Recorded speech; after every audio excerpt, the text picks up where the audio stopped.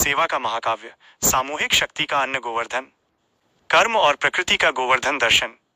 गोवर्धन पर्वत उठाने की कथा, गोवर्धन लीला कोई साधारण चमत्कार नहीं बल्कि एक गहरा दार्शनिक पाठ है। भगवान कृष्ण ने ब्रजवासियों को यह सिखाया कि उन्हें डरकर इंद्र की नहीं बल्कि उस गोवर्धन पर्वत की पूजा करनी चाहिए जो सीधे उन्हें अन्न, जल और जीवन देता है। यह कथा कर्म की पूजा और प्रकृति के प्रति कृतज्ञता का संदेश देती है।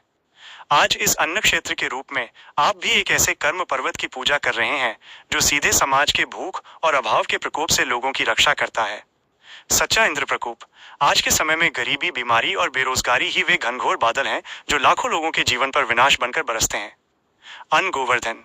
आपका अन्न क्षेत्र उस पर्वत की तरह खड़ा है जो इन विपत्तियों के बीच एक सुरक्षित छत्र छाया प्रदान करता है, जहां हर कोई सम्मान और भोजन पाकर स्वयं को सुरक्षित महसूस करता है। कृष्ण का संकल्प, सेवा की अखंड ज्योति। कृष्ण ने जब पर्वत उठाया तो उन्होंने केवल अपनी दैवीय शक्ति का उपयोग नहीं किया, उन्होंने ब्रजवासियों को सहभागिता के लिए प्रेरित किया। उन्होंने उन्हें यह आजादी दी कि वे अपनी अपनी लाठी लगाकर महसूस करें कि वे भी इस महान कार्य का हिस्सा हैं। इस अन्न क्षेत्र में भी ये कृष्ण का संकल्प जीवित है। प्रेरणा की कनिष्ठा उंगली। ये उस शुद्ध और अडिग प्रेरणा का प्रतीक है जिसके कारण ये सेवा शुरू हुई। ये वो नेतृत्व है जो बिना किसी निजी स्वार्थ के केवल मानवता के कल्याण के लिए समर्पित है।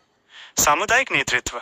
ये प्रेरणा हर सेवक, स्वयं सेवक और मार्गदर्शक में झलकती है, जो जानते हैं कि उनका कार्य केवल भोजन परोसना नहीं बल्कि सामाजिक न्याय को स्थापित करना है।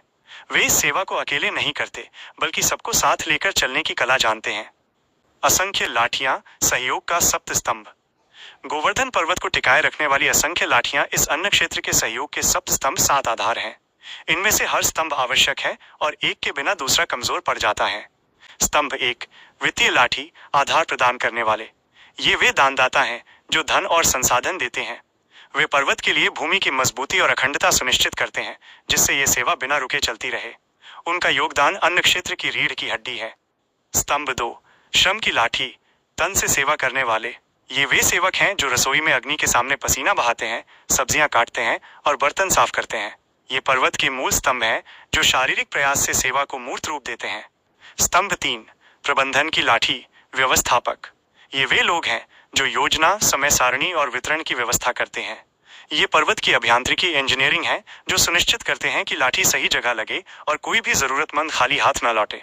स्तंभ 4, समय की लाठी, स्वयं सेवक। ये वे स्वयं सेवक हैं जो अपने कीमती समय का दान करते हैं।